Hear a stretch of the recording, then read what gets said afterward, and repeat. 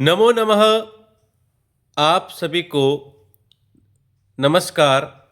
आज हम कक्षा 10वीं बोर्ड राजस्थान के संस्कृत के प्रश्न पत्र में जो 3 अंक का एक प्रश्न आने वाला है, जिसमें प्रत्यय संबंधी प्रश्न पूछे जाएंगे, उसके बारे में हम तैयारी करेंगे कि किस प्रकार हम उन प्रश्नों का हल करें। सबसे पहले प्रत्यय क्या होते हैं? प्रत्यय किसी धातु या संज्ञा सर्वनाम शब्द के पीछे लगकर उसके अर्थ में परिवर्तन कर देते हैं, उन्हें हम प्रत्यय कहते हैं। प्रत्यय 3 प्रकार के होते हैं। वे प्रत्यय जो धातु से होते हैं उन्हें कृदंत या कृत प्रत्यय कहते हैं, और वे प्रत्यय जो संज्ञा या सर्वनाम शब्दों से होते हैं उन्हें तदित प्रत्यय कहते हैं, और वे प्रत्यय जिनसे पुल्लिंग से स्त्रीलिंग शब्द बनाए जाते हैं उन्हें स्त्री प्रत्यय कहते हैं। साथ ही जिनसे विभक्ति निर्माण होता है उन्हें विभक्ति प्रत्यय कहते हैं, और जो बीच में प्रयुक्त होते हैं उन्हें धात अवयव प्रत्यय कहते हैं। इस प्रकार 5 प्रकार के प्रत्यय होते हैं। आपके जो ये कक्षा 10वीं में पाठ्यक्रम है उसके अनुसार जिन प्रत्ययों को दिया गया है उनके बारे में हम संक्षिप्त जानकारी के साथ उनसे संबंधित प्रश्नों को हल करेंगे। इसलिए इस वीडियो के अंत तक बने रहें और इस चैनल को सब्सक्राइब करें ताकि आपको 10वीं के संस्कृत संबंधी प्रश्नोत्तर और अधिक तैयारी के लिए मिलते रहेंगे। सबसे पहले हम बात करते हैं कृत प्रत्यय धातु से लगने वाले सत्री और सानच की। इनको मैं जोड़े में इसलिए कहूँगा कि दोनों का प्रयोग एक ही अर्थ में किया जाता है। यहाँ पे हम वर्तमान कालिक अर्थ में सत्री प्रत्यय का प्रयोग करते हैं। इसके साथ वर्तमान कालिक अर्थ में ही सानच प्रत्यय का भी प्रयोग किया जाता है। सानच प्रत्यय ये। अब इन दोनों में अंतर क्या है? जब दोनों एक ही अर्थ में प्रयुक्त किए जाते हैं तो परस्मैपदी धातुओं से तो सत्री प्रत्यय का प्रयोग होता है और आत्मनेपदी धातुओं से सानच प्रत्यय का प्रयोग होता है। आत्मनेपदी धातुएं कौन सी होती है और परस्मैपदी कौन सी होती हैं? पठ आदि जो धातुएं हैं, पठ जैसी जो धातुएं हैं जिनके रूप पठती, पठत, पठंती इंच के जैसे चलते हैं, वो परस्मैपदी धातुएं हैं। और जैसे लब धातु है जिसके रूप चलते हैं लबते, लबेते, लभनते या सेवते, सेवेते, ये आत्मनेपदी धातुएं कहलाती हैं। तो परस्मैपदी धातु से वर्तमान कालिक अर्थ को प्रकट करने के लिए सत्री प्रत्यय का प्रयोग होता है। सत्री प्रत्यय में अत शेष रहता है। सत्री और सानच जो है ये विशेषण अर्थ में ये एक तरह से विशेषण बन जाते हैं। जैसे अब यहाँ पे हम कुछ उदाहरण देखेंगे। जैसे पट धातु में सत्री प्रत्यय लगता है तो सत्री में अत शेष रहता है, तो पट में जब अत जुड़ेगा तो पट में जब अत जुड़ेगा तो ये बन जाएगा पठत। पठत शब्द बनेगा। यहाँ पर आप देखते हैं ये पठत शब्द है। अब पुल्लिंग में ये पठन की तरह चलेगा, स्त्रीलिंग में ये पठंती और नपुंसकलिंग में पठत। इसी तरह से लिख में सत्री बनेगा तो जो शब्द निष्पन्न होगा वो लिखत, लेकिन पुल्लिंग में लिखन, स्त्रीलिंग में लिखंती और नपुंसकलिंग में लिखत शब्द बनेगा। दृश्य धातु में धातु दृश्य है लेकिन इसके रूप पश्यत में चलेंगे और ये बनेंगे पश्यन, पश्यंती, पश्यत। और गम प्लस सत्री तो ये बनेगा गच्छत और बनेगा गच्छन पुल्लिंग में, गच्छन्ति स्त्रीलिंग में और गच्छत। इसी प्रकार दा धातु जो देने के अर्थ में होता है उससे जो शब्द बनेंगे वो इस तरह से बनेंगे यच्छन, पुल्लिंग में यच्छन, स्त्रीलिंग में यच्छन्ति और नपुंसकलिंग में जो है ये चलेगा यच्छत। इसी तरह से नी का नयत, नयन, नयंती और नयत। अब सानच प्रत्यय में क्या होता है, इसमें सानच में आन शेष रहता है और पुल्लिंग में इसके राम की तरह, स्त्रीलिंग में रमा की तरह और नपुंसकलिंग में फल की तरह रूप चलते हैं। जैसे सेव धातु से सानच प्रत्यय होगा तो शब्द पुल्लिंग में बनेगा सेव मानह, स्त्रीलिंग में बनेगा सेव माना और जो है नपुंसकलिंग में सेव मानम। इसी तरह से मुद, मुद में चूंकि ऊ की मात्रा है तो ऊ का गुण होता है ओ, तो ये बनेगा मोद मानह, मोद माना, मोद मानम। दा धातु है तो ददानह, ददाना, ददानम। म्री, इसमें सानच प्रत्यय लगेगा तो ये बनेगा म्रियमाणः, क्योंकि म्री में री है तो न नहीं होकर जब र आता है तो न का अण हो जाता है, तो ये शब्द बनता है म्रियमाणः, म्रियमाणा, म्रियमाणम। अब हम इसके आधारित कुछ प्रश्नों को हल करते हैं, तो ध्यान से, क्योंकि पेपर में इसी तरह से प्रश्न आने वाले हैं।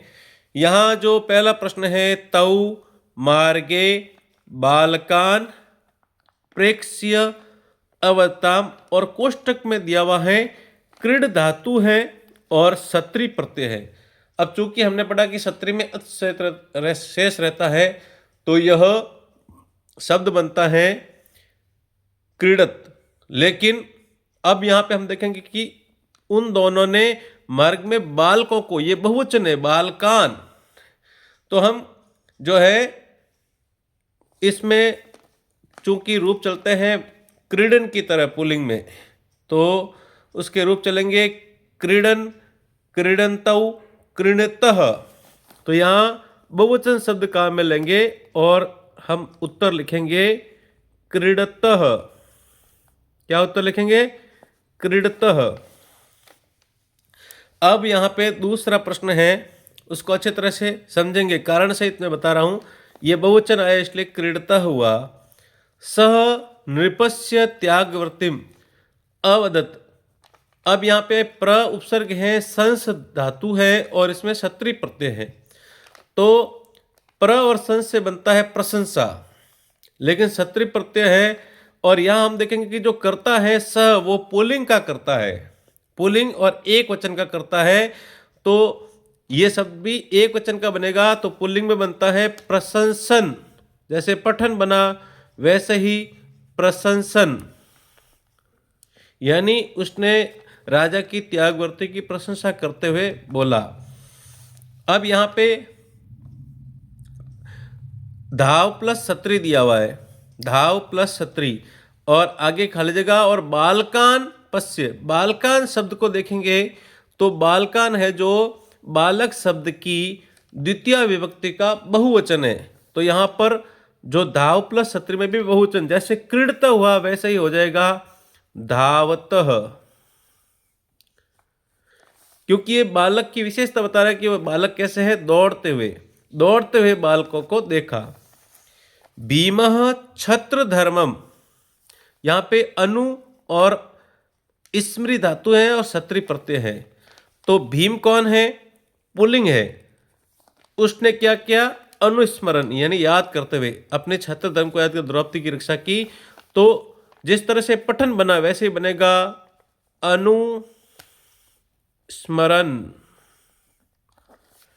अब यहाँ पे गुरुम छात्रः यशः लभन्ते, ये वाक्य और बीच में खाली जगह ही है, कोष्टक में दिया है सेव प्लस सानच।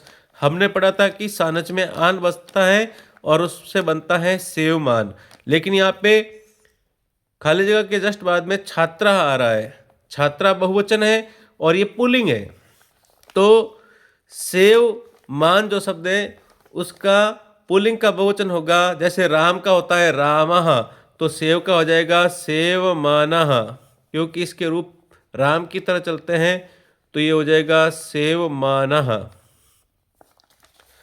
अब यहाँ पे खाली जगह धावकः मार्गे अपतत, यहाँ पे धाव प्लस सत्री, धाव धातु है और सत्री प्रत्यय है। ये धावकः, ये बालकः की तरह या रामः की तरह एक वचन है और पुल्लिंग है।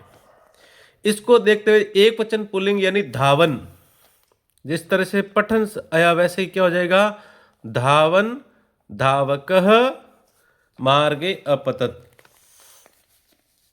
शिक्षक खाली जगह आया है, शिक्षकः फलम दर्शयति। अब यहाँ पे शिक्ष में सत्री प्रत्यय है, तो जिस तरह से पठन बना उसी तरह से शिक्षण नहीं बन सकता है।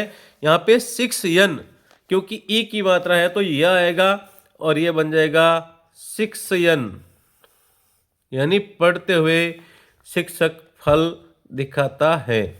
पढ़ शिक्षयन यानी सिखाते हुए, पढ़ाते हुए।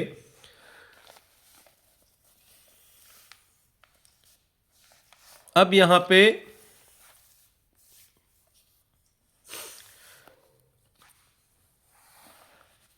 तनयः तत्र,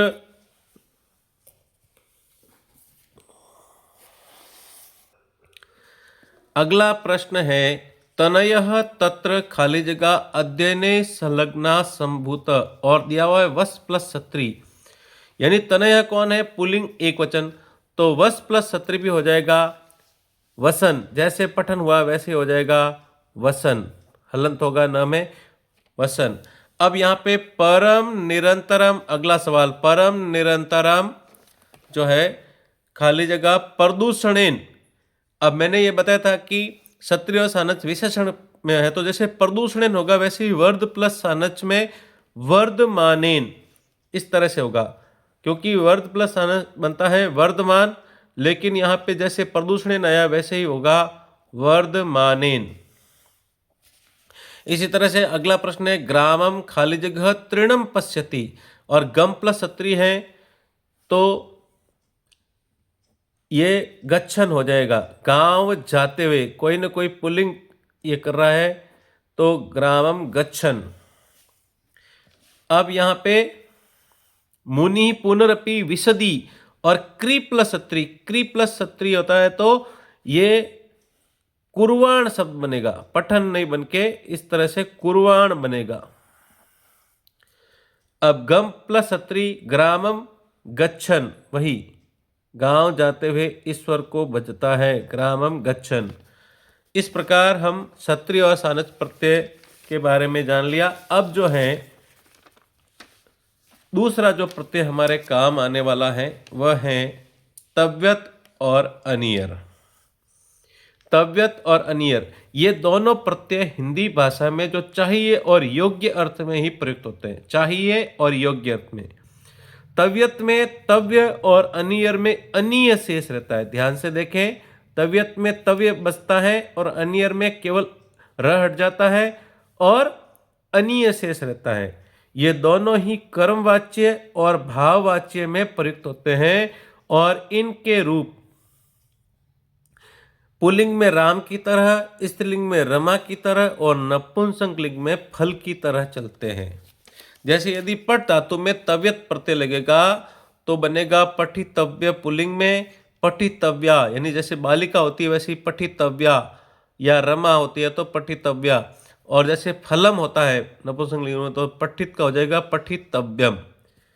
इसी तरह से अगर अनियर प्रत्यय लगेगा तो ये बनेगा पठनीय पुल्लिंग में, पठनीया स्त्रीलिंग में और पठनीयम नपुंसक लिंग में।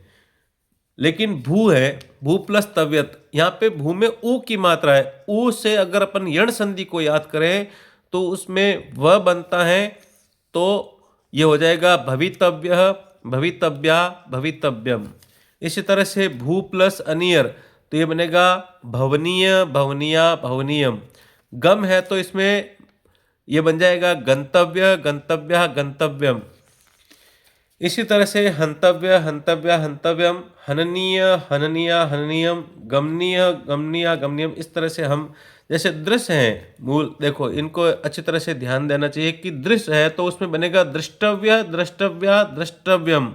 जैसे श्रु है उसमें ऊ है तो ये बनेगा श्रवणीय, श्रवणीया, श्रवणीयम। लेकिन श्रु प्लस तव्यत है तो बनेगा श्रोतव्य, श्रोतव्या, श्रोतव्यम।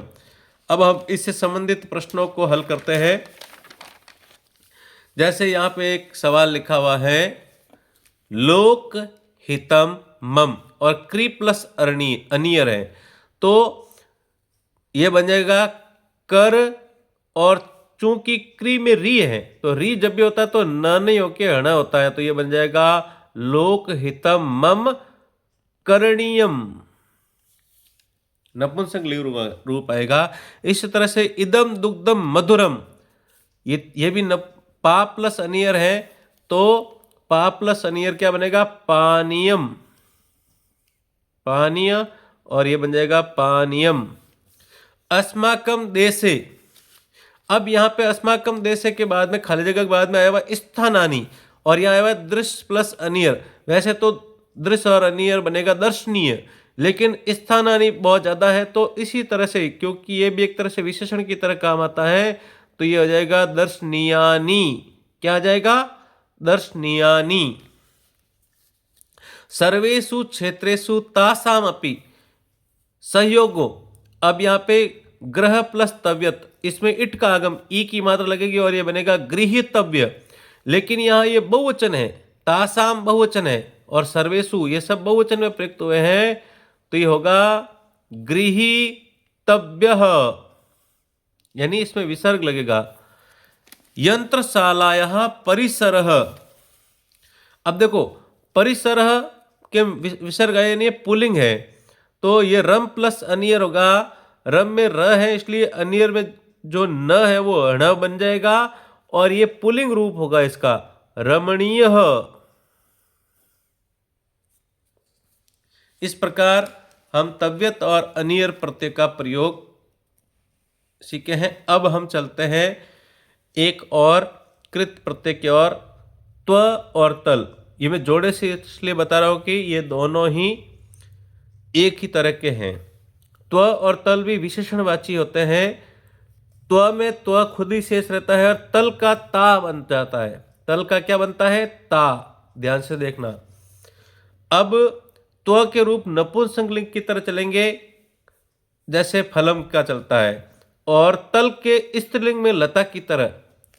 जैसे मनुष्य है, अगर उसमें त्व प्रत्यय लगेगा तो बनेगा मनुष्यत्व, पीछे त्व जुड़ जाएगा, लेकिन अगर मनुष्य के पीछे तल प्रत्यय है तो बनेगा मनुष्यता। गुरु के पीछे त्व प्रत्यय लगेगा तो बनेगा गुरुत्वम, और तल प्रत्यय लगेगा तो बनेगा गुरुता। अब यहाँ कुछ प्रश्न हम इसमें, ये बड़े सरल प्रत्यय हैं। मनसह, अब ये चंचल है और इसके पीछे तल है, तो ये इसमें ता लग जाएगा पीछे, और कुछ नहीं करना है, आसानी से हम इसको सॉल्व कर सकते हैं, हल कर सकते हैं, और ये बन जाएगा चंचलता, बड़े आराम से। चपल प्लस त्व है, कुछ भी नहीं करना है अपने को, चपलत्व, बस। महत प्लस त्व है तो महत्व, महत्वम। अब जन प्लस तल है, तल में क्या बताया था कि तल का ता बनता है, तो क्या बन जाएगा, जनता। मतुप प्रत्यय, अब हम लेते हैं मतुप प्रत्यय। जैसे अपन हिंदी में काम लेते हैं वाला, जैसे तांगे वाला, गाड़ी वाला, इसके लिए संस्कृत में मतुप प्रत्यय का प्रयोग होता है। जैसे बुद्धि वाला, बुद्धिमान, तो यहाँ पे मतुप प्रत्यय संस्कृत में इस अर्थ में प्रयुक्त किया जाता है। वाला अर्थ में मतुप प्रत्यय का प्रयोग होता है। इसमें मत बचता है, पीछे उ और प हट जाते हैं और पीछे मत, म और आधा त। अब जिन शब्दों में धातु में अकारांत होता है, अकारांत किसे कहते हैं, जैसे बालक में क में लास्ट में अ की मात्रा है तो ये अकारांत हुआ, और जो जयंत शब्द हैं उनमें मत नहीं होके वो वत बनेगा। क्या बनेगा, वत। और जिनमें इकारांत है उनमें वो बनेगा मत। यहां हम देखेंगे कुछ शब्द, जैसे धन, इसमें अ की मात्रा है तो ये मतुप प्रत्यय है तो वत बनेगा, धनवत। ये नपुंसक लिंग में, पुल्लिंग में ये बनेगा धनवान, और स्त्रीलिंग में बनेगा धनवती। इसी तरह से गुण है, इसमें भी अ है तो ये गुणवत, गुणवान और गुणवती। ज्ञान है तो ज्ञानवत, ज्ञानवान और ज्ञानवती।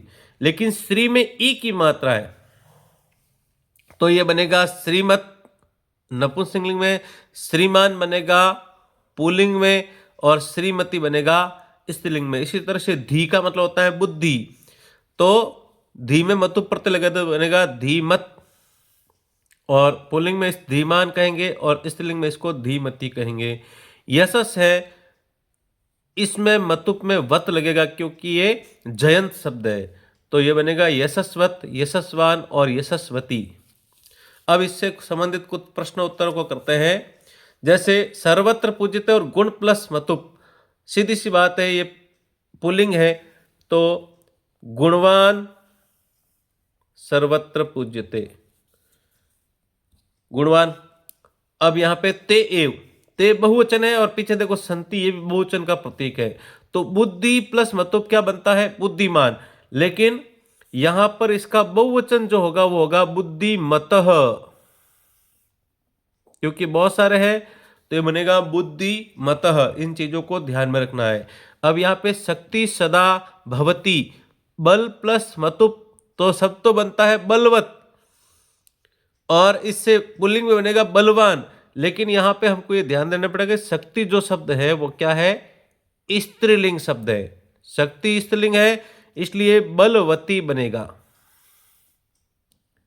अगर गलती से भी बलवान या बलवत भर दिया तो ये गलत हो जाएगा, बलवती। इसी तरह से राम, अब यहां पे ये ध्यान रखेंगे जैसे बुद्धि और मतुप प्रत्यय है, तो राम कौन है, पुल्लिंग है, तो अपन करेंगे बुद्धिमान। अगर यहां पे सीता होती तो वो होती बुद्धिमती, ये ध्यान रखना है। अब हम चलते हैं अगले प्रत्यय की ओर, इनी और ठन। ये भी वाला अर्थ में प्रयुक्त होता है। इनी में इन बचता है और ठन में ठ शेष रहता है। अब पुल्लिंग रूप में इन को बड़ी ई की मात्रा लगाते हैं, और ठ जो होता है, ठन में जो ठ होता है ना, उस ठ को एक सूत्र है संस्कृत में ठस्येकः। क्या सूत्र है, ठस्येकः, उससे ठ का इक बन जाता है। जैसे समाज में अपन हिंदी में इक प्रत्यय का प्रयोग करता है, वैसा ठ का इक प्रत्यय बन जाता है, और इसके रूप पुल्लिंग में राम की तरह चलता है। जैसे धन में अगर इनी प्रत्यय लगे तो ये धनिन बनेगा, क्योंकि इसका इन शेष रहा तो ये बना धनिन। लेकिन जब इसको पुल्लिंग रूप बनाएंगे तो इसका पीछे वाला न हट जाएगा, और ये जो छोटी की मात्रा है वो बड़ी में परिवर्तित हो जाएगी। इसी प्रकार दंडिन का दंडी, वीणिन का वीणी, वीणा प्लस इनी वीणिन, और इसका बन जाएगा वीणी। अब इसमें अगर ठन प्रत्यय लगेगा तो जो दंड है उसमें ठन प्रत्यय लगेगा, तो ठन जो है वो इक की तरह काम में लेते हैं, तो ये बनता है दंडिक। और पुल्लिंग में जैसे बालक का बाल का होता है, तो दंडी का हो जाएगा दंडिक, दंडिक का हो जाएगा दंडिकः। इसी तरह से धनिकः, ब्रीहिकः, ऐसे शब्द निष्पन्न होते हैं। बड़े सरल प्रत्यय है ये। अब हम इससे संबंधित कुछ प्रश्नों को भी कर लेते हैं। जैसे यहाँ पे प्रश्न है सदा खाली जगह भव और सुख प्लस इन, तो शब्द बनता है इनी प्रत्यय जुड़ेगा इसमें, तो ये सुख प्लस इन सुखिन बनता है। तो हम ऐसे नहीं कहेंगे कि सुखिन भव, सदा सुखी भव, बड़ी की मात्रा लग जाएगी। इसी तरह से जैसे समाज प्लस ठन, मनुष्य, ये पुल्लिंग है, तो समाज प्लस ठन, ठ से इक बनता है, तो ये बनेगा और इसमें जब भी तद्धित प्रत्यय होता है तो उसमें आदि में वृद्धि हो जाती है, तो ये बनेगा सामाजिक। लेकिन यहाँ पे मनुष्य है, पुल्लिंग है, तो ये सामाजिकः बनेगा। नो प्लस ठन, ठन में ठ शेष रहता है और ठ का क्या बनता है, इक। और नौ, ये अयादि संधि अगर अपन करते हैं तो औ का आव बनता है, तो ये शब्द बनेगा नाविक। और नाविक क्या है, पुल्लिंग एक वचन है, तो ये राम की तरह रामः और नाविकः ऐसे शब्द बनता है। इसी तरह से दान प्लस इनी शब्द बनता है, अगर अपन इन्नी में से इन हटा ले तो बनता है दानिन, लेकिन इसको जब पुल्लिंग शब्द बनाएंगे तो ये बन जाएगा दानी, बड़ी की मात्रा लग जाएगी। इसी तरह से गुण प्लस इनी में भी शब्द निष्पन्न होता है गुणिन, लेकिन यहां पे नमन्ति जनः, नमन्ति भी बहुवचन है और जना भी बहुवचन है, तो पुल्लिंग का जो है बहुवचन हो जाएगा नमन्ति गुणो जनः। अब हम यहां पे स्त्री प्रत्यय जो अंतिम है, स्त्री प्रत्यय की बात करेंगे, जिनसे पुल्लिंग से स्त्रीलिंग बना जाता है। आपके जो पाठ्यक्रम में दो प्रत्यय हैं, एक तो नीप प्रत्यय और दूसरा है टाप प्रत्यय। इन दोनों का प्रयोग पुल्लिंग से स्त्रीलिंग बनाने में किया जाता है। जैसे जो नीप प्रत्यय है, नीप में ई शेष रहता है, बाकी सब हट जाते हैं, न हट जाता है और प हट जाता है और पीछे बचता है ई, बड़ी ई। तो जो भी पुल्लिंग शब्द है उनके पीछे बड़ी ई लगेगी। और टाप प्रत्यय जो होता है उसमें केवल आ बचता है, आ शेष रहता है, तो जितने भी आएंगे उसमें आ लग जाएगा। जैसे सा बालिका अस्ति और चप्पल प्लस टाप है, टाप है तो इसमें आ बचा, तो चप्पल का क्या बन जाएगा? चपला। चप्पल का क्या बनेगा? चपला। जैसे अस्या खाली जगह दीपिका अस्ति अनुज प्लस टाप, तो अनुज में आ की मात्रा लग जाएगी तो क्या बनेगा? अनुजा। अद्य अस्माकम, अब देखो वर्ष प्लस इक, जो ठन प्रत्यय था उससे इक बना, तो वर्ष का इक लगेगा तो बनेगा वार्षिक, और उसमें जब नीप प्रत्यय लगेगा तो वो वार्षिकी, ई की मात्रा आ जाएगी। अद्य अस्माकम वार्षिकी परीक्षा आरभते। अब व्याघ्रम दृष्ट्वा, सा, यहां पे ध्यान रखने योग्य है, सा स्त्रीलिंग है तो चिंतित वत् में जब नीप प्रत्यय लगेगा तो ये चिंतित वत् में ई की मात्रा लग जाएगी और शब्द बनेगा चिंतित वती।